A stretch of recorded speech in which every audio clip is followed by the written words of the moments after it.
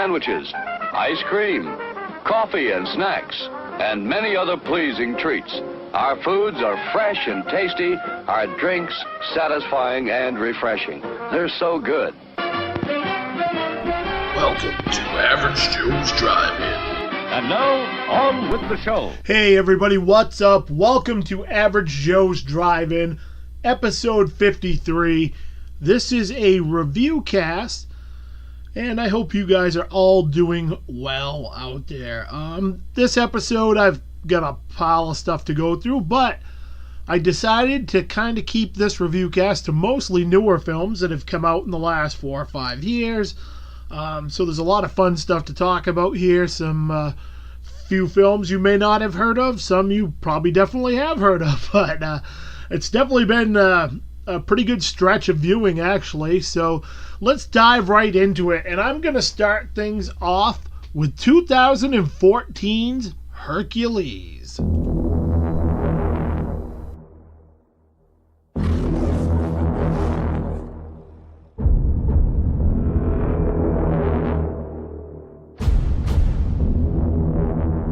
No matter how far you go, man cannot escape his fate. Who are you? Are you a murderer? Are you a mercenary who turns his back on the innocent? We believe in you. We have faith in you. Remember the deeds you have performed, the labors you have accomplished.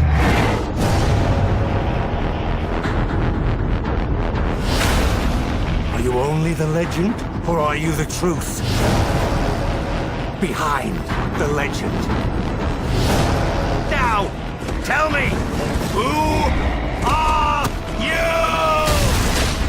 I am Hercules!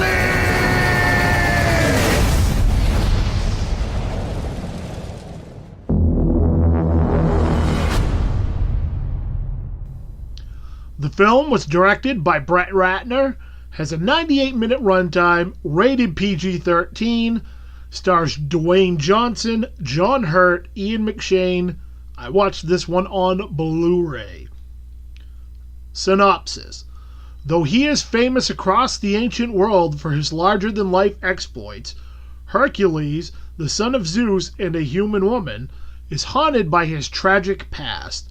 Now, he fights only for gold as a traveling mercenary, accompanied by a band of loyal followers, including Mithras and Autolycus. However, when the benevolent ruler of Thrace and his daughter seek his help in defeating a savage warlord, Hercules must find the true hero within himself once again. I've watched this one a couple of times now.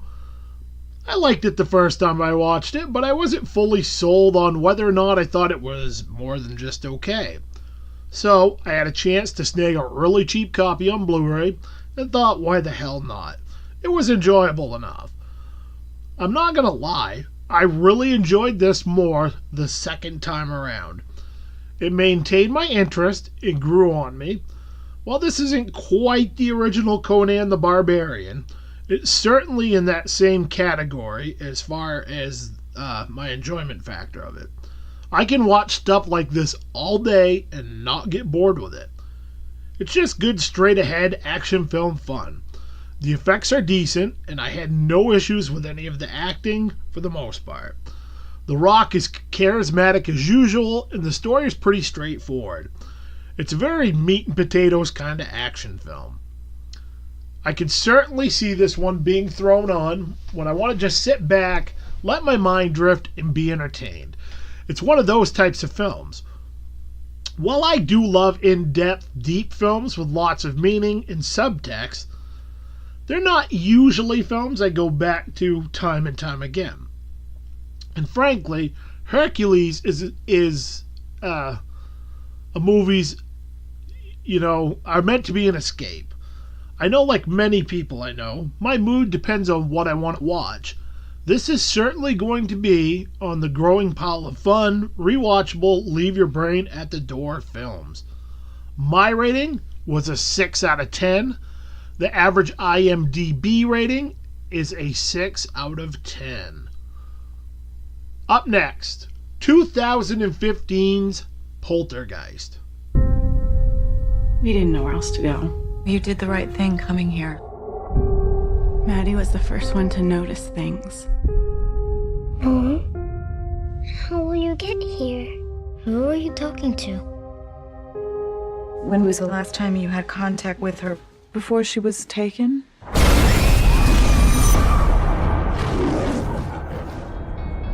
It's a fixer-upper. All the houses are like this in our price range. Do you want to see Jake? No way. You try. We like this house!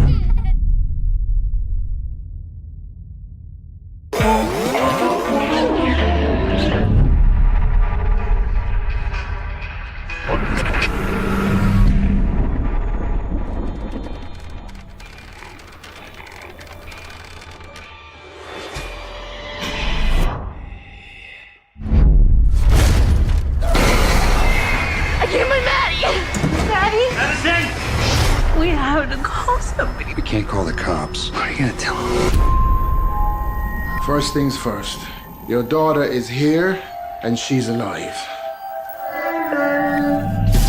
This development was built on a cemetery. This isn't just a few pissed-off spirits we're dealing with. It's a poltergeist.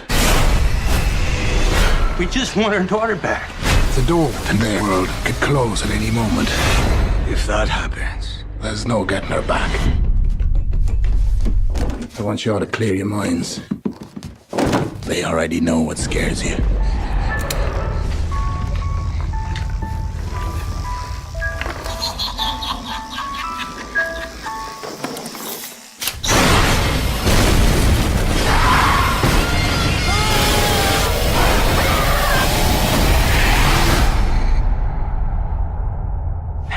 Yes?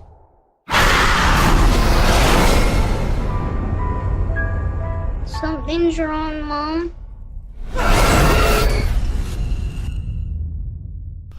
The film was directed by Gil Kennan, has a 93-minute runtime, rated PG-13, stars Sam Rockwell, Rosemary DeWitt, Kennedy Clements. I watched this one on Blu-ray.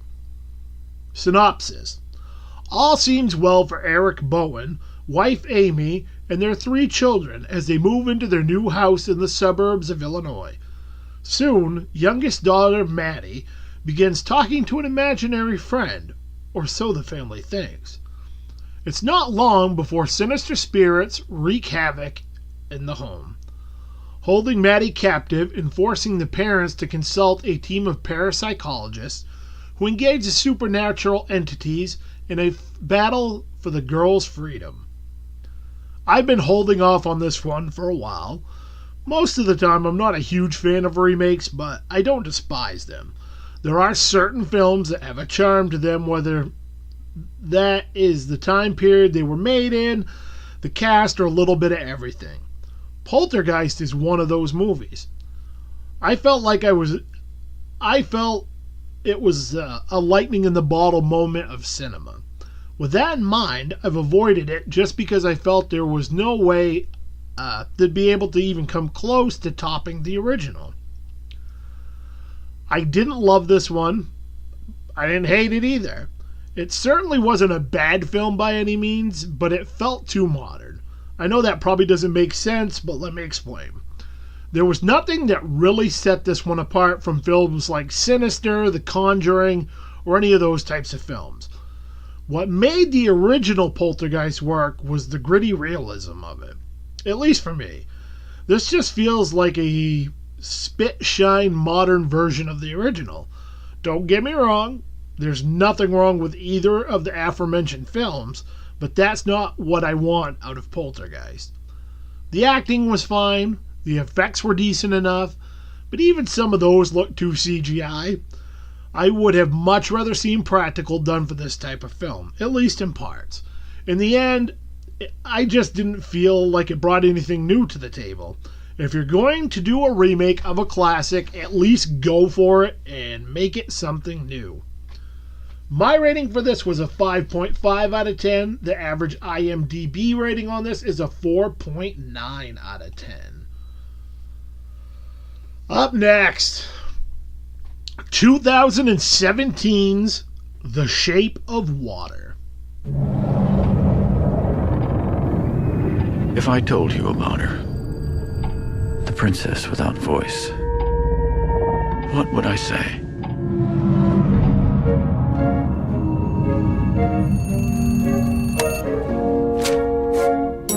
Eliza, come on.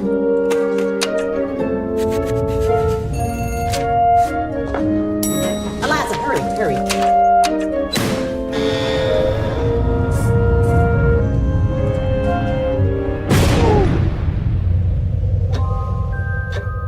She deaf? Mute, sir. She can hear you. You clean that lab, you get out. This may very well be the most sensitive asset ever to be housed in this facility. You may think that thing looks human. Stands on two legs, right? But we're created in the Lord's image. You don't think that's what the Lord looks like, do you? This creature is intelligent, capable of language, of understanding emotions.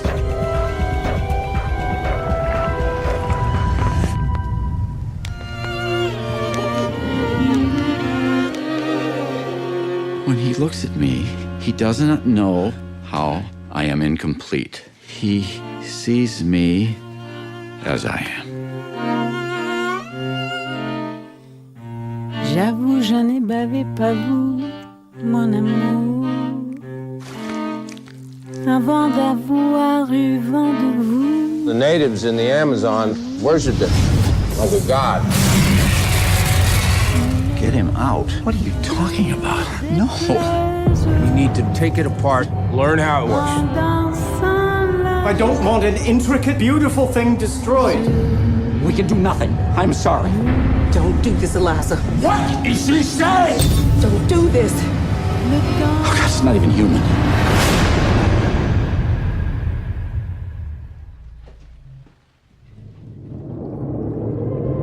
If I told you about her, what would I say? I wonder.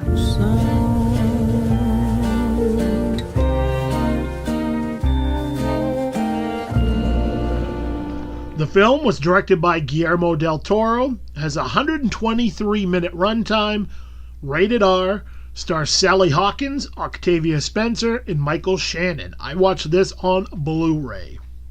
Synopsis. Alyssa is a mute, isolated woman who works as a cleaning lady in a hidden, high-security government laboratory in 1962 Baltimore. Her life changes forever when she discovers the lab's classified secret, a mysterious scaled creature from South America that lives in a water tank. As Alyssa develops a unique bond with her new friend, she soon learns that its fate and very survival lies in the hands of a hostile government agent and a marine biologist. This was one of my most anticipated movies of 2017. Unfortunately, I wasn't able to view it in the theater, so I've been waiting patiently for it to come to home video. And let me just say this, I was not at all disappointed by this beautifully weird modern fairy tale of a film. While not being a total Guillermo del Toro fanboy, I do love the way he tells the story. He has a knack for creating very human characters, often with perceived flaws, which become their most important assets in the long run usually. The Shape of Water is no different. The cast is wonderful, the film is beautifully shot, the score is on point, and the creature effects are stunning. Sally Hawkins was mesmerizing as Alyssa, which deserves a special mention. While the supporting cast was amazing, if it wasn't for her strong, resonating performance, I don't think this film would have been nearly as effective. This is essentially a tale of loneliness and finding your place in the world. It's about embracing those things that make us different and embracing those around us who see who we truly are despite those things we perceive as flaws. It's a tale of friendship, love, and doing one's perceived duty, even when the moral consequences of our actions come into question. I can't get this film out of my head. It pulled me in and engaged me from the get-go. The more I think about it, the more I like it. Motivations of the characters play out in my head, and it puts the actions, or lack thereof, into perspective even more. I'm glad this film has gotten the praise it has. It's so very deserving. It's nice to see something a little different get the spotlight for a change, especially a beautiful film such as this. It may not be a film for everyone, but for those who get it, I think it will be pure magic. My rating on this is a 10 out of 10. The average IMDb rating on this is a 7.5 out of 10. Up next, 2018's Day of the Dead Bloodline. You leave tomorrow at dawn. And then you come right back.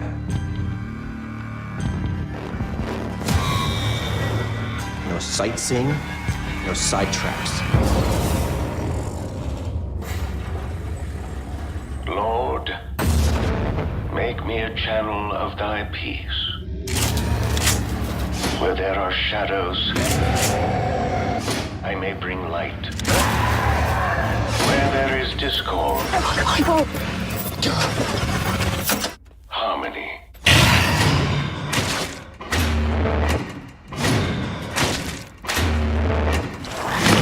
Go!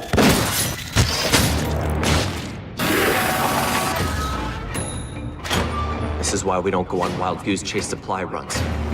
So people don't die for nothing. It wasn't for nothing. Just relax. My job is to keep people safe, and I decide how that's done.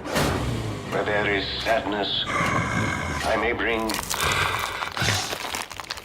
joy. Lord, grant that I seek to understand. His brain is still working. They're learning.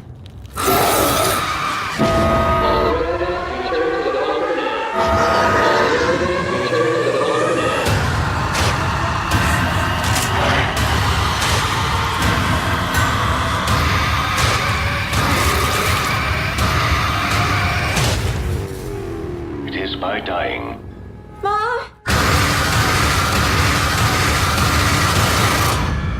that one awakens to eternal life.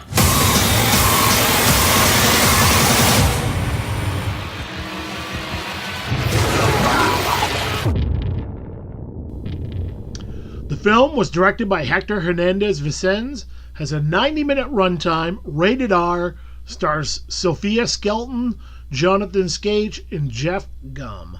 I watched this on DVD. Synopsis. A small group of military personnel and survivalists dwell in an underground bunker as they seek to find a cure in a world overrun by zombies.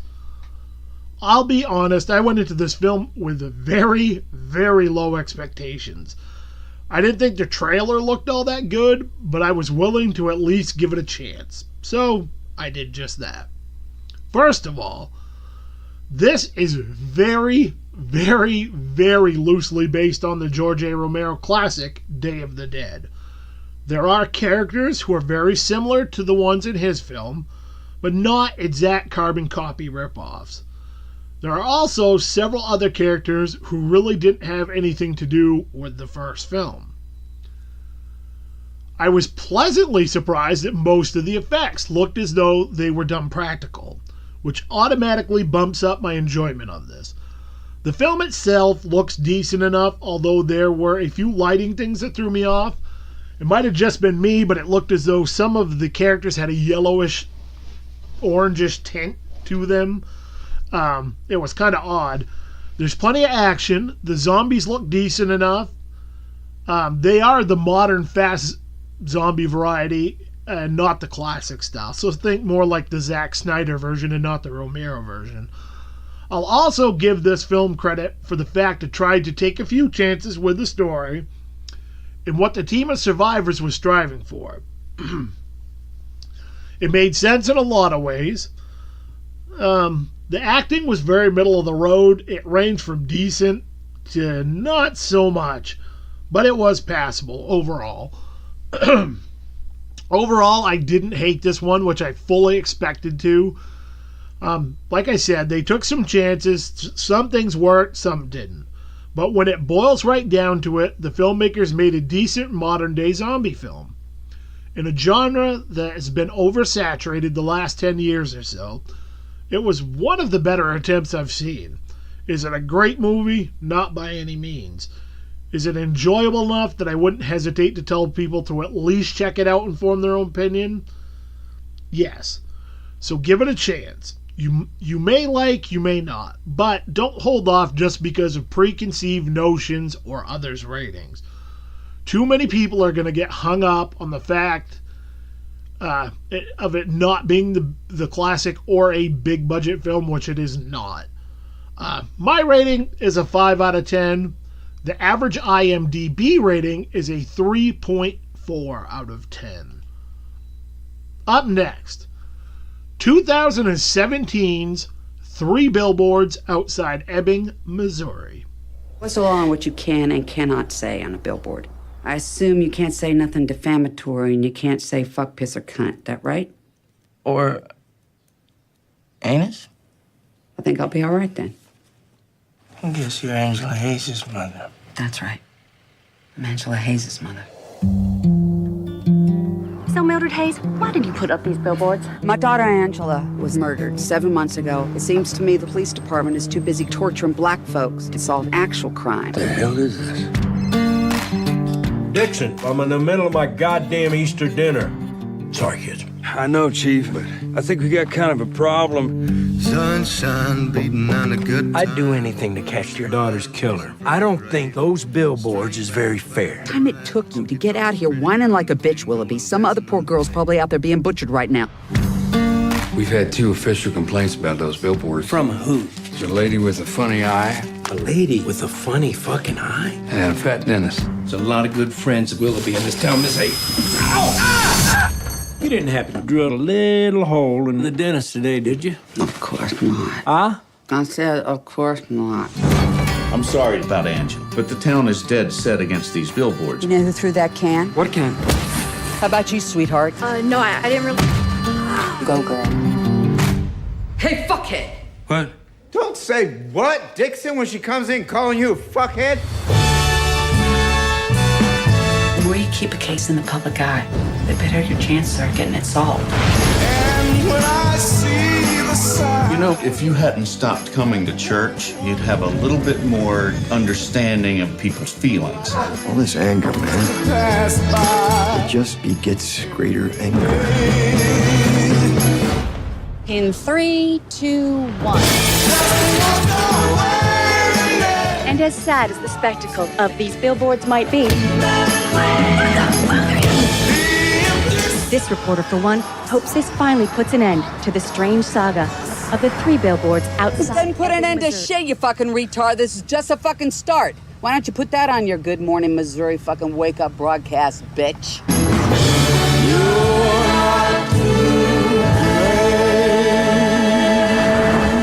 The film was directed by Martin McDonagh, has a 115-minute runtime, is rated R, stars Frances McDormand, Woody Harrelson, and Sam Rockwell. I watched this one on DVD. Synopsis.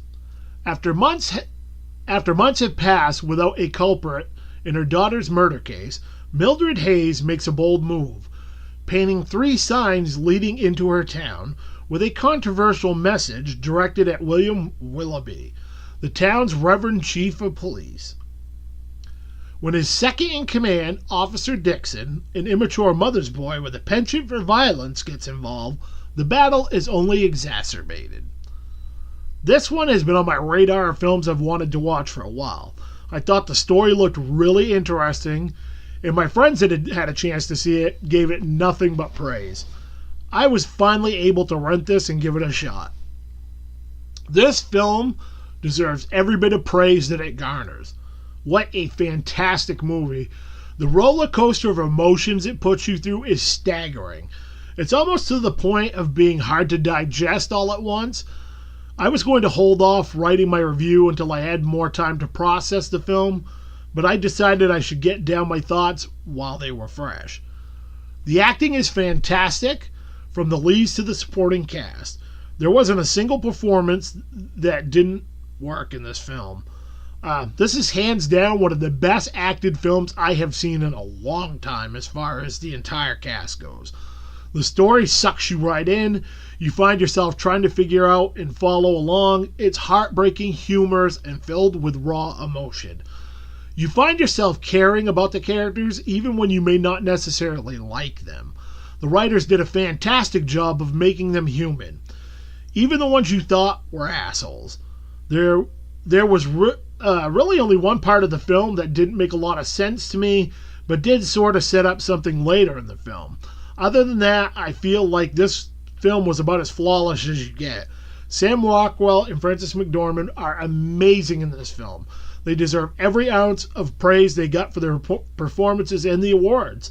I also think this is one of the best Woody Harrelson performances I have seen in a long time. While this isn't a film I'm going to throw on for a good time or one I would watch often, it's hands down the best film of 2017 that I've seen to date.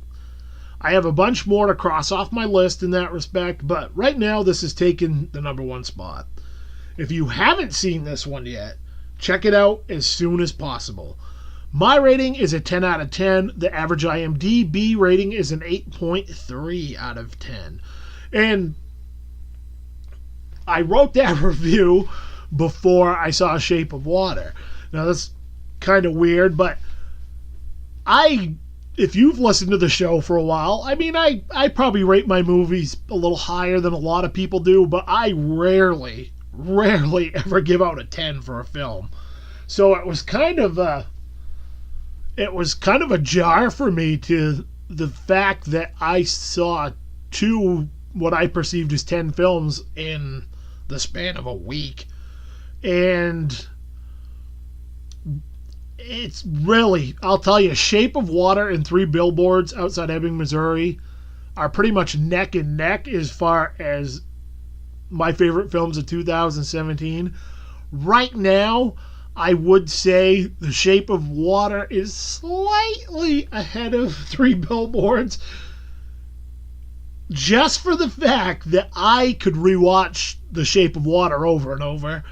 Three Billboards, not so much, even though I think Three, it's so hard because they're both such damn good films.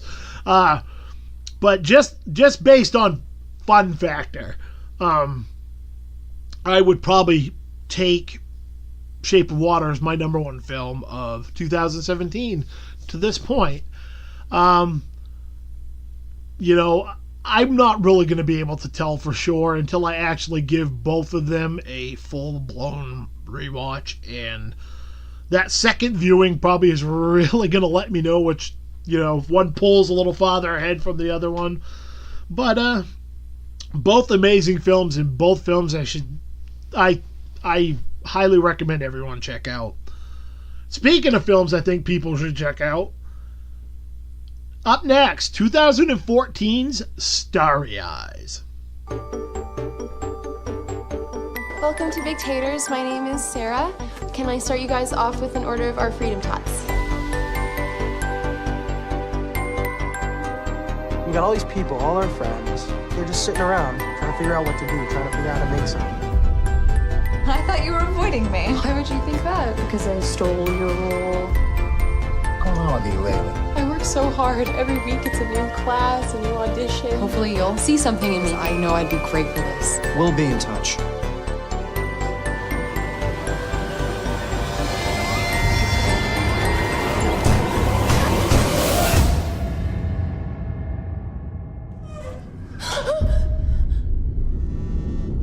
Hello, Sarah. We'd like to see you again. This will be different. Sarah, relax yourself. Sarah, if you can't fully let yourself go, how can you ever transform into something?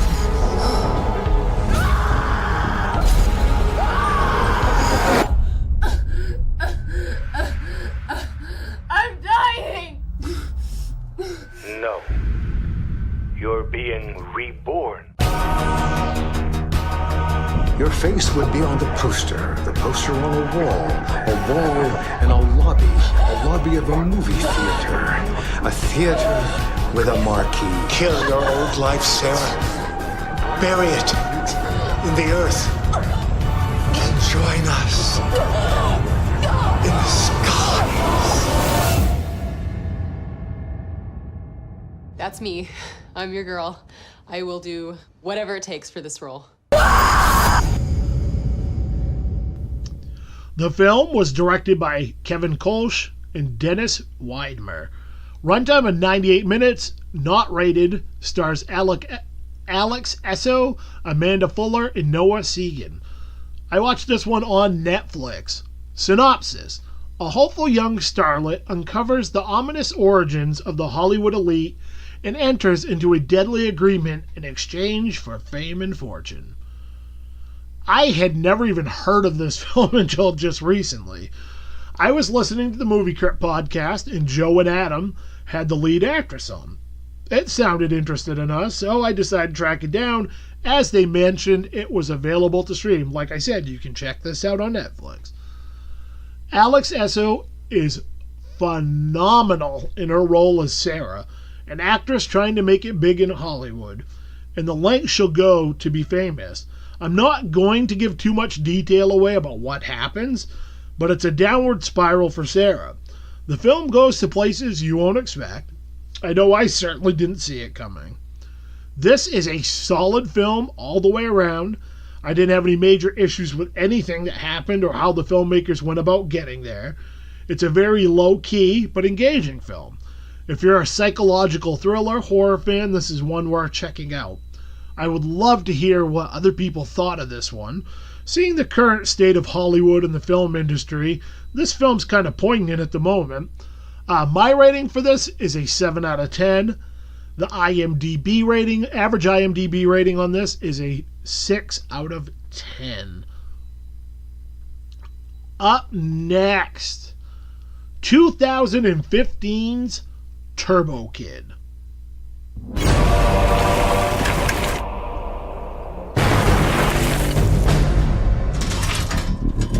I will destroy you with my turbo glove, the ultimate weapon against the robot threat. But to be a true hero, you'll have to save your girlfriend. Hey! What's that in your hand? It's a comic book. What's it about? It's about a Turbo Rider. That's rad! I always wonder what the other side looked like. It's kind of gray and dusty. Well, I could show you. Around here, we like to do things with a little more joie de vivre. Where is she? Release the girl! This is gonna get ugly. As you may know, the situation is critical. We have reached maximum casualty level. Who exactly are you supposed to be? Turbo Rider. This is it, soldier. We have to hit these damn machines with everything we've got. Find them, kill them, and knee back their heads on pikes. I'm meeting up with an old mate. We're going straight to Zeus. What do you say? Let's roll.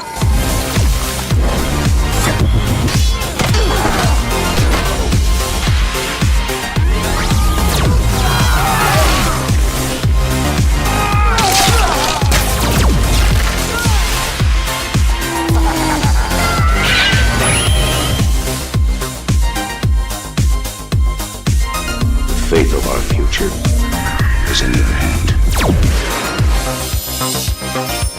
I wish I could have been more like the real Turbo Rider. But you could totally be Turbo Kid. This film was directed by Francis Simard, Anna Quissel, Johan Carl Wichel. Runtime 93 minutes.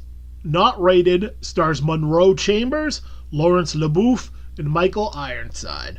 I watched this on Amazon Prime. Synopsis: In a post-apocalyptic wasteland, an orphan teen must battle a ruthless warlord to save the girl of his dreams. I'm absolutely in love with this movie. It was such a surprise when I first viewed it because I expected absolutely nothing out of it.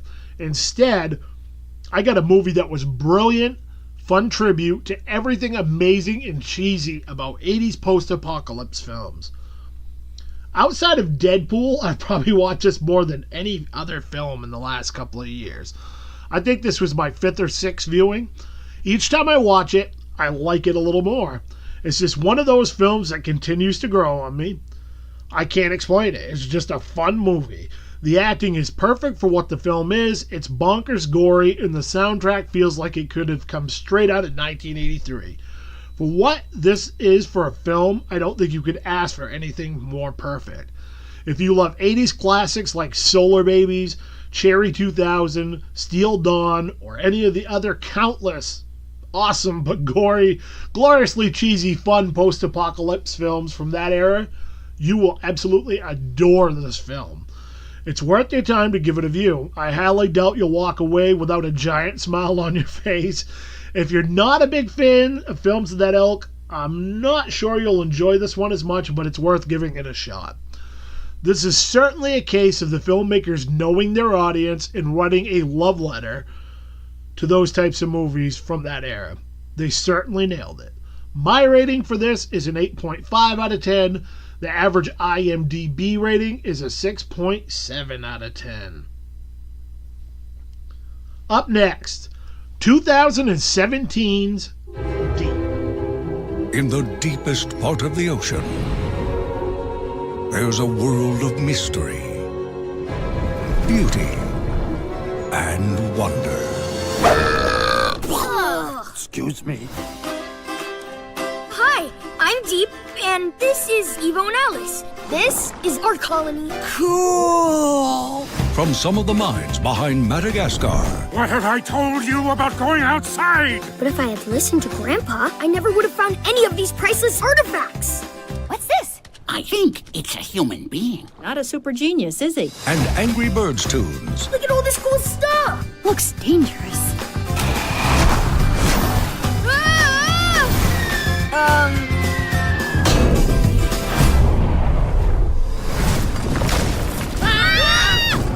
Back to the colony! What have I done? Deep! We're trapped. We'll get you out. Find Nathan. He's the only creature big enough to move these rocks. We're on it. Come on, guys. To save their home. It's a dangerous trip. I can help you. I can protect you against predators. You are a predator. They're taking the plunge. Hold on tight. For an epic adventure. Entertain me or you all ceviche, understand? Ceviche? You're marinated in lime juice with diced peppers and tomatoes. Horrible, yet oddly appetizing. Okay, guys, let's go. Zombie fish. Nathan, here we come. You can do it, Deep. The colony's counting on us. Greetings, strange creatures. Look who's talking. Allow me to introduce my crew. Hi. Hi. Hi. Hi. Knock it off. Deep. Maybe we should get moving. Everybody, let's hustle. Huh? Why didn't I think of that? Oh, wait, I did. Rated PG. The film was directed by Julio Soto Grapid, has a 92-minute runtime, rated PG, stars Justin Felbinger, Stephen Hughes, Lindsay Elena. I watched this one on Netflix. Synopsis. In 2100, when humanity has abandoned the Earth, a colony of extravagant creatures still thrives in the deepest abyss of the ocean. Deep, an adventurous Dumbo octopus, and the last one of his kind, lives there with his two unconditional friends, Evo, a nerdy and clumsy anglerfish, and Alice, a neurotic deep-sea shrimp. When an accident destroys their home, the guardian of the abyss, the Kraken, will send Deep and his friends on a perilous journey to find a new home. In their mission, they will be joined by Mora, a voracious moray eel, and together they will travel to amazing places, like the submerged city of New York, the Titanic, or the Arctic. facing formidable enemies and hilarious situations. Will they be able to bring the oceans back to their former glory? Once in a while, you need an easy watch. Something that may not be your regular go-to type of film, but you can just sort of let your mind absorb what's going on and not think a whole lot. I was having one of those moments, but I also wanted something animated. So, conundrum.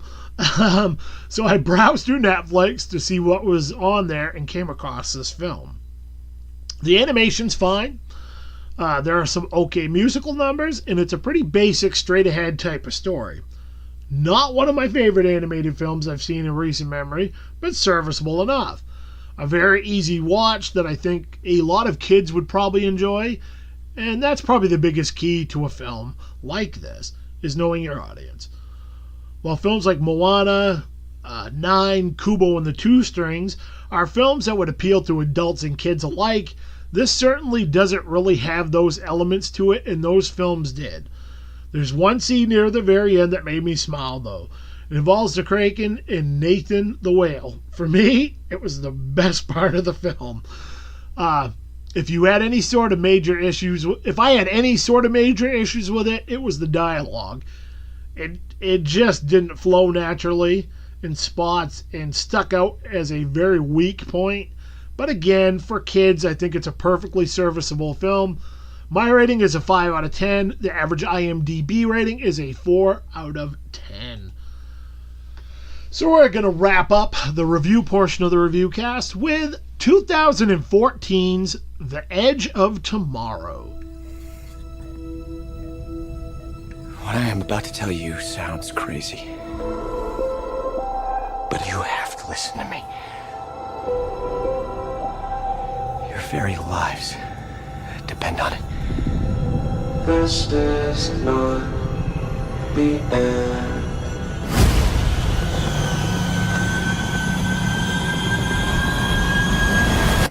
You see, this isn't the first time.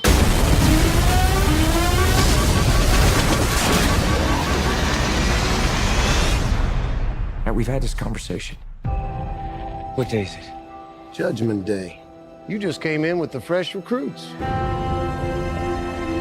This is not the end. The invasion will fail, along with every soldier you are sending. We lose This is not everything. the end. Come find me when you wake up.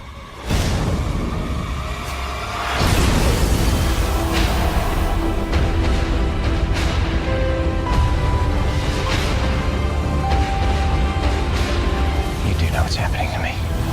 What happened to you happened to me. You hijacked their power. I need your help. With what exactly? Winning the war. We can do this. Just come here every day and I'll train you. This is not No matter what I do, it's as far as you go. Why does it matter what happens to me?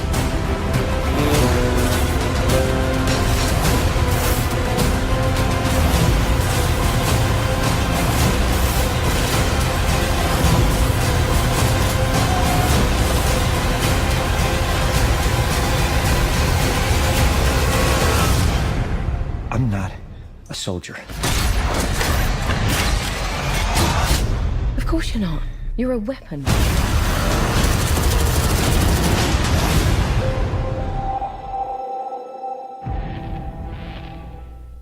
The film was directed by Doug Liman, has a 113-minute runtime, rated PG-13, stars Tom Cruise, Emily Blunt, and Bill Paxton. I watched this on DVD.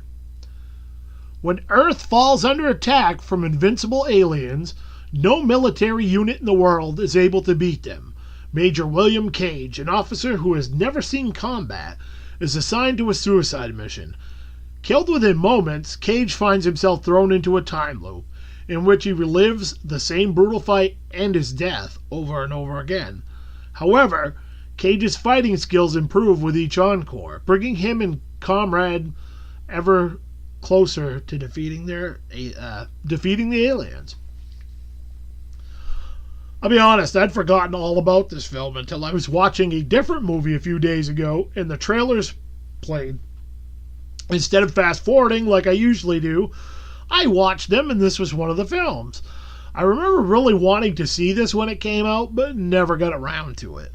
Luckily, I was able to find a really cheap copy on DVD at my local media haunt. Problem solved. I liked this one, but I wasn't blown away by it. I thought the effects looked pretty solid. I didn't have any issues with the acting, and the action sequences were pretty awesome.